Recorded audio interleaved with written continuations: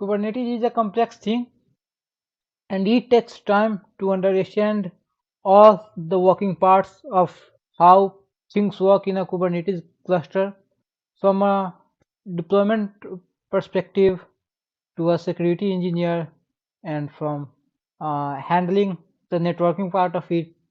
When you get to the core of how things are getting accomplished within the Kubernetes cluster, it will take some time for you to understand how these things are being tied to abstract component that we as a DevOps engineer don't see. We just we are much dealing with more abstract layer on the top. So uh, let's begin by setting up our workflow for Kubernetes development and the things and tooling needed to work around a Kubernetes cluster. So for development, first I would install K3s and let me search if K3s is in repository or do I need to install it manually. I guess I need to install it manually. So K3s GitHub.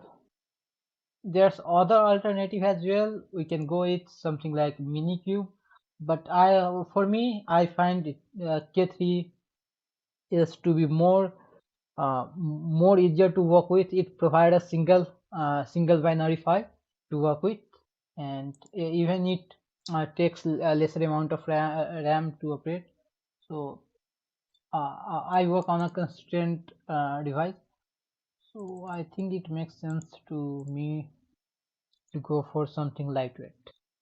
So it would take some time, and in meantime I could get with something installing kubectl. Again, it's the core of command we will be needing.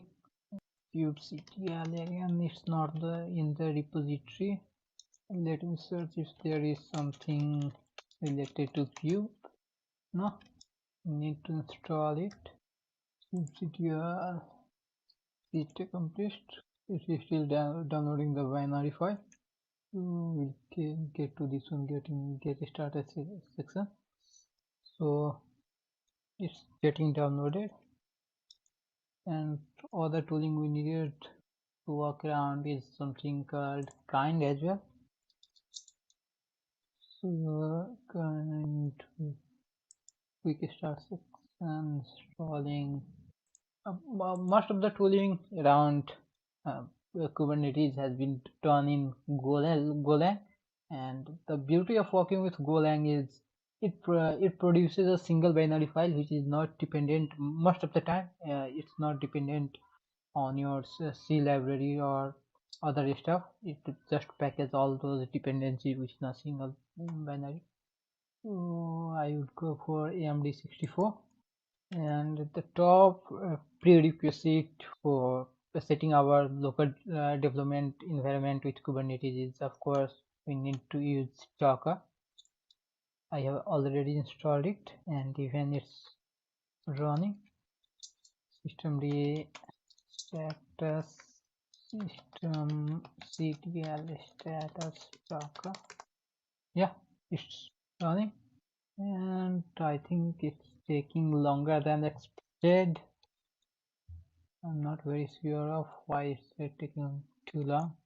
And what other option? Also, we need to install this one Helm. Helm, you can understand Helm as kind of templating for writing your Kubernetes manifest so that it would be shared among the communities or Kubernetes user. Again, you don't need to go deeper into all of these things at a glance, but step by step, as you spend some time deploying some simple application or some Ruby on Rails application or Django application, not the production one, but even for your learning purpose, how um, how you can deploy database or Kafka, Cassandra. So you can give a try and learn from your mistakes and how and again the research on internet about how to accomplish things. And again, it's taking too much longer than expected, so I need to move my downloaded kind uh, kind binary to my user local bin.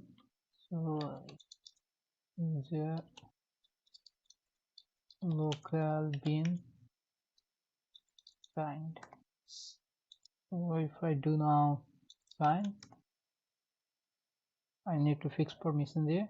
So chmod plus x and do something like null should work.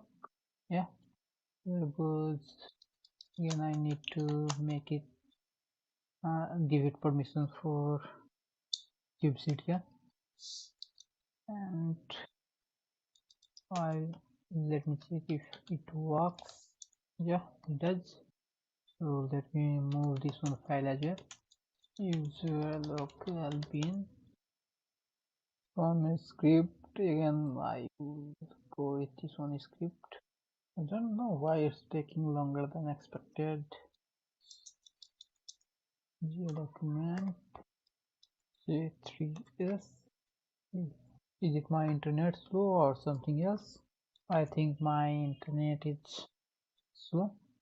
So give it a go when my internet speed would be good. And again, in next part of video I would be continuing the Kubernetes setup. Thanks for bearing with me. See you in next video.